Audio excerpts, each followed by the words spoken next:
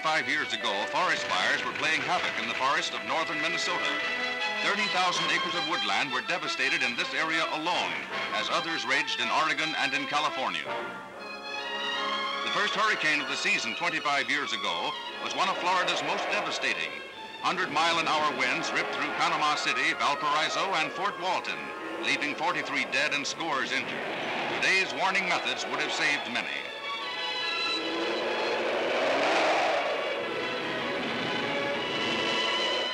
President Roosevelt made the first official visit to Canada by an American president. He received a gala reception in Quebec on his historic visit that set a precedent for his successors.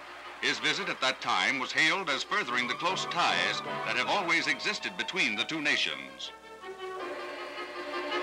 A memorial for 60,000 Canadians who fell in World War I at Vimy Ridge is dedicated by King Edward VIII.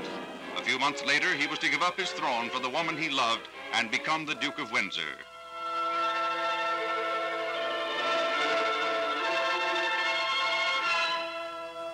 A polo field in Seattle was dedicated to the memory of Will Rogers, the humorist who had so much influence on those who followed him. It was here he played his last game before his death in an Alaskan plane crash. There was a heat wave that wasn't bothering these 2,000 orphan kids who had Jack Dempsey as their host on an outing at New York's Long Beach. It was hot dog. What a time. Famous aviatrix Amelia Earhart was beginning a program of air research that ended with her mysterious disappearance in the Pacific. A theory has always been that she wandered off course and landed near Truk, where the Japanese had secret military installations. She may have been executed.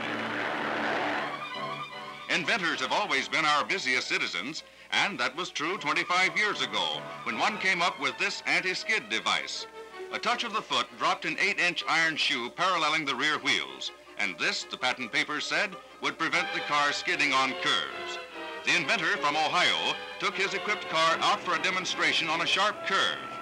He does better than a conventional car, but the invention came to naught. He skidded to oblivion.